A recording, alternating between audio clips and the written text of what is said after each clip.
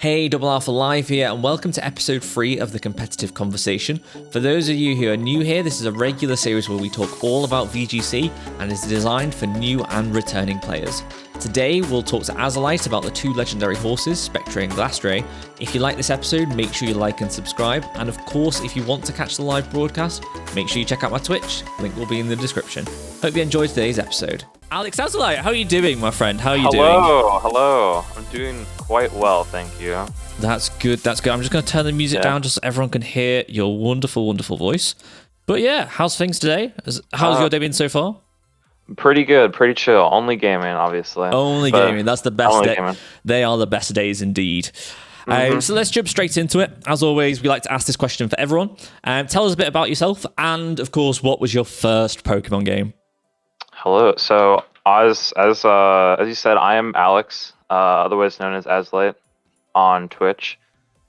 My favorite game is probably Diamond for bias, just because that's what I started out with. Nice. Sorry. I'll talk. Yeah, I guess I could talk about my hobbies. Besides that, I am a college student. I'm currently studying computer engineering.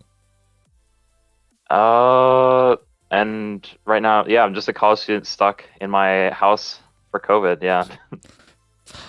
I mean, you're in a good crowd. There's a lot of people who are in the same boat, so you're not alone in that one. Even though you are alone, you're not alone. That's a weird one to say, but you know what I mean.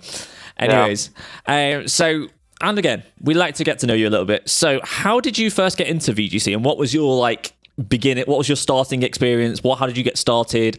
Do you have any funny stories from the beginnings? So first, I started playing TCG actually as a small kid. I saw a ad in the newspaper for my town hall had a tournament, and I was gonna go there. I brought a theme deck, and I got absolutely destroyed. What theme deck was it? It was a long time ago, like Diamond and Pearl era. So I don't remember. Yeah, I can't really reel off my extensive knowledge of Diamond and Pearl theme decks. I do remember. I guess for the TCG folk out there, I used to play Deluge, Blastoise Deluge. For anyone who remembers that. I don't know if people do, but if you do, let us know in chat. I think I'll be, for those. Sorry. It's basically you get to move water energy around how you like. That's it. Nice. Sounds good. And then there's Mewtwo EX. I'm sure people remember that one. 20. It's 20 times the amount of extra energy you have, and it was amount of you and your opponent, which is pretty busted. And then eventually I got tired because the TCG is really expensive. Very true. So then I moved to VGC. In 2016, I went to my first real tournament that I prepared for, which is Madison Regionals as a senior. And then, I got 3-2 and I bubbled at 11th for top cut, but then I moved on to 2017 where I proceeded to get my Worlds invite. And then 2018 and 2019 went not as well, but I did get my invite in 2019 though. So perfect. Yeah. Sounds good. We already have people in chat hyping up for you, so that's good to see. Good to see. Well, good friend Slim, who was on the show last week. It's always good to see return guests. Slim's so real, homie. Oh, what a guy. So today's topic, as you've seen on Twitter, as you've seen all across social, is about the two legendary horses in Sword and Shield. And I know a lot of the chat already are going, we know who they are, we just want the strat right now. But for those people who maybe haven't played the game yet, or maybe haven't got to Crown Tundra yet, can you briefly explain what they are, how to get them, stuff like that? Spoilers for anyone who hasn't already. Yeah, spoilers. So for in the Crown Tundra, there's this quest with Calyrex. You're trying to get its seed back, so you get to pick either Spectrier or Glastrier based on what type of carrot you plant, I believe. I haven't played the Crown Tundra in months, but I believe it's you play it once and just leave it, really. But it's definitely with the carrots. I remember the carrots. Yes. Yeah, you plant the carrots, the Calyrex does the dance, and you get to catch, or you don't, I believe you do get to catch either Spectrier or Glastrier, depending on what carrot you plant. Sometimes you got a soft reset for them if you want a min speed Glastrier. But otherwise, you can just bottle cap them if you don't get the right IVs. Nice. So we're gonna ask now, what did you go for? I picked Glastrier. Ooh, I went for Spectrier, which is almost kind of fitting that I've got the purple background, you've got the nice white background, so that's good. It's like we planned it. So I had a quick look at Picolytics before we got started, and Glastrier at the moment is the most popular one. It's ranking highest. So let's start there. What is, like, for those who don't know, Glastrier and Spectrier are doing really well at the moment. But for those who, like, why is that? Let's start with Glastrier. Why is Glastrier working at the moment, and why is it such a popular pick? Something I like to tell people, like, when they ask, oh, why is Glastrier so, like, good? If you put Glastrier and Groudon next to each other in a Showdown Team Builder and then compare their stats, Glastrier is just a better Groudon that's really slow. Oh, that's a big claim. I like it. And with that extra Spadef that you're getting, and you're only like pure Ice type, like, it's really good for the coverage that you have. Ice, Fighting, Steel, Ground, that like covers so much. Nice. And of course, with this, it's kind of Glastrier isn't limited by restricted format in that we're in Series 9 at the moment. You can't use Groudon, you can use Glastrier though. So it's kind of better version, which is less restricted, which is, is perfect. And like, I know people might see speed as a downside, but like, it's so bulky, like especially with Assault Vest. Like, you can pretty much tank anything for the most part. Nice. We'll have to test that at some point, see what it can tank through, but it sounds good. But obviously, with any Pokemon, we can say it's good on its own, but it needs a team around it. What kind of team would you build around a Glastrier, for example? A common team to build around a Glastrier is something like Fig2, as some people abbreviate it as. So Finny, Incin, Glastrier, and then Porygon 2, just because you get the Trick Room up and you can sweep. Some people like to run, I know this is a debatable topic, but some people run either no IV speed Glastrier, which is like 31, which ties with the Mungus, or they run max speed, so they're not like getting put to sleep, and it can function outside of Trick Room.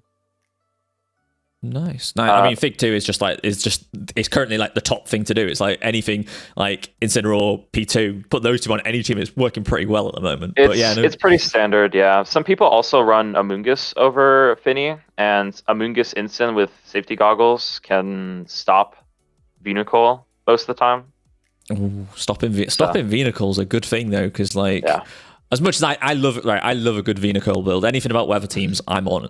But obviously, Venucle is still kind of considered not exactly the favorable build. Can sometimes be considered a little bit cheap. So it's kind of nice to see that something is just straight up taking it out.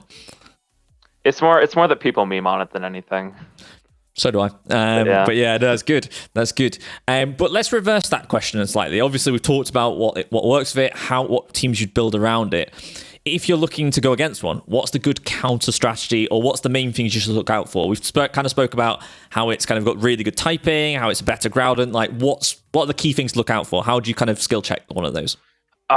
Usually when I'm playing a Glastrier, I got to make sure that I have the resources to manage it in the end game, because that's usually what it's going to come down to, unless I can delete it immediately, which is not very often.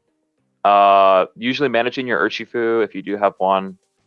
Celesteela is a great choice against it. You just blow it up, especially if you have a Meteor Beam boost, or you already got like a Beast boost from something.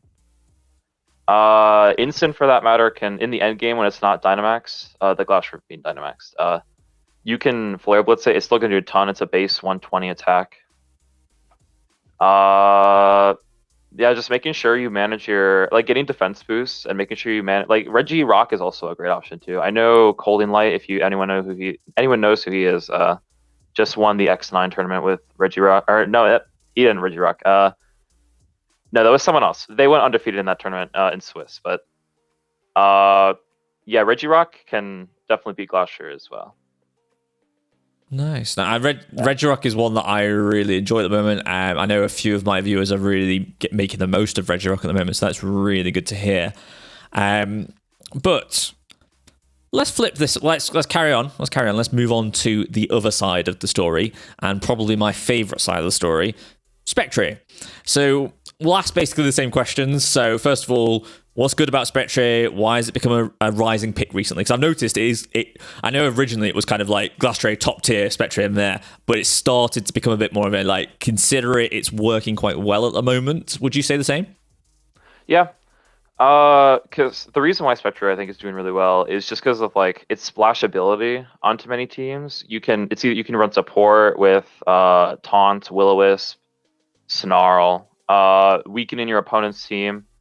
People like to run safety goggles as well to ignore Amoonguss. So you can just taunt if they lead like P2 Amoonguss and they click Rage Powder, you can just taunt the P2 and just completely ignore Amoonguss.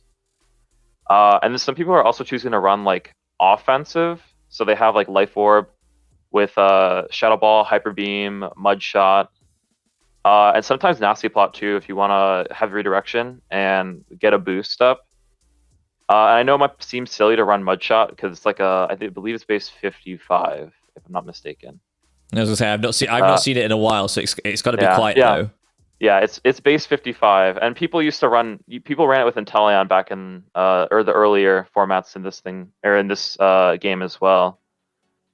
Just because you can hit stuff like Incineroar, and if they're not Shuka Berry or Assault Vest, it's gonna be a pretty free KO.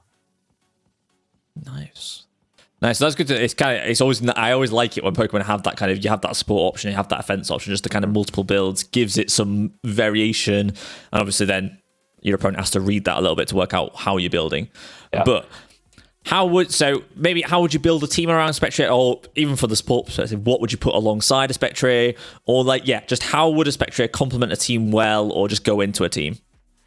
Because like I said before, Spectrier is splashable. You can put it on most teams that need like a support option like that can, what you want to run, obviously, Snarl allows you to weaken stuff like weakness policy users. If you like Snarl and Parting Shot, that basically negates the weakness policy, right? If they're a special attacker. A burn in itself immediately, like if it's a Metagross and they click like Brutal Swing or something, you basically just immediately get rid of the weakness policy, which is really big. And for that matter, you can like the stab from Shadow Ball is also really handy from Spectre as well. Grimnay I forgot to mention with Glastrier too. Grimnay and Chillinay are such good abilities, especially because it's basically just a beast boost, right? Yeah. And for those who don't know, Grimnay, Chillinay, what exactly do they do in terms of like what's the description, or what's the really big deal? Because I know beast boost, like most people will know, but just in case. Yeah. Grimnay and Chillinay. So Grimnay on Spectre will boost its special attack if it KOs another Pokemon. And Chillinay does the same for Glastrier, except it's attack instead of special attack. Nice. So it becomes a bit of a juggernaut by the end of it. Yeah. Which is always great. And similar again, if you're against a Spectre, what should you be looking out for? And there's probably two answers to this, because obviously if it's a sports Spectre, there's one way. If it's Life Orb, it's kind of another way. But let's run through both circumstances. How would you go against a Spectre? For a more offensive Spectre, I would recommend Eerie Impulse. Excuse me.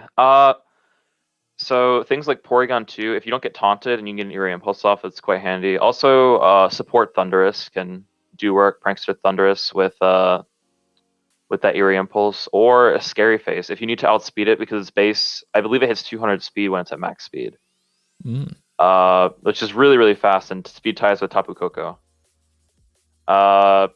You can use Scary Face to cut its speed in half, and there's a lot of things that obviously outspeed 100.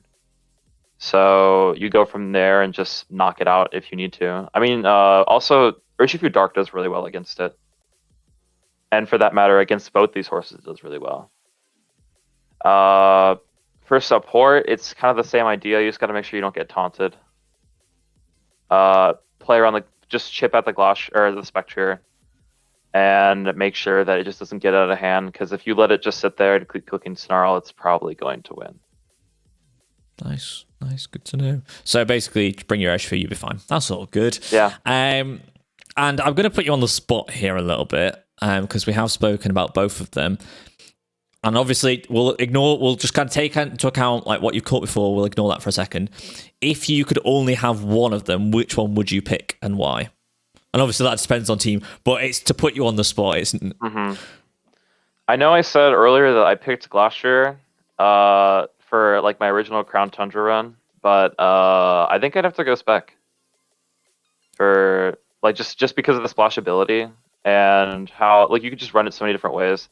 There's not really such a thing as like support Glastrier. That doesn't exist.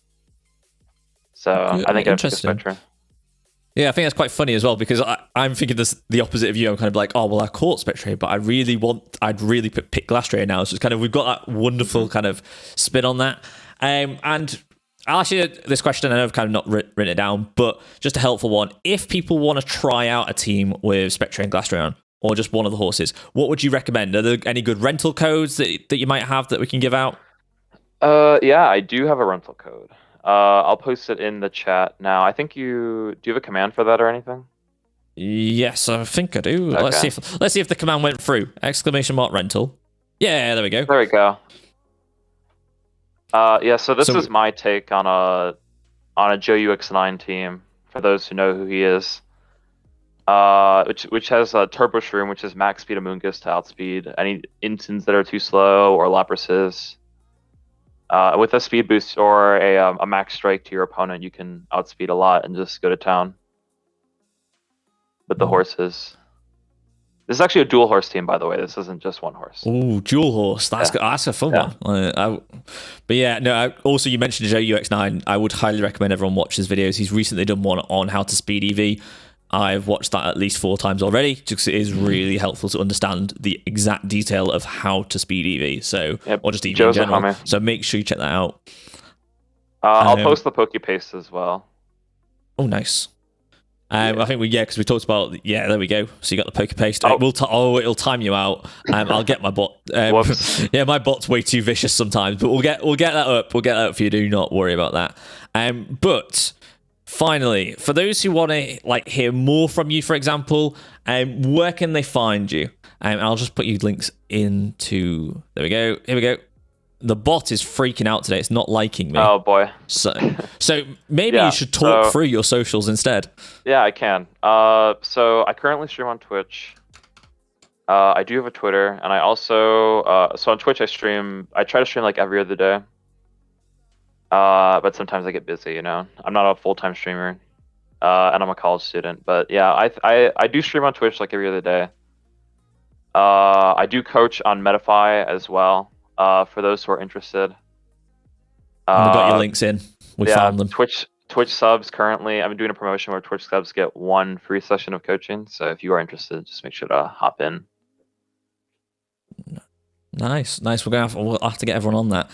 So I do have 2 final questions for you. First one, again, we ask this to every single guest.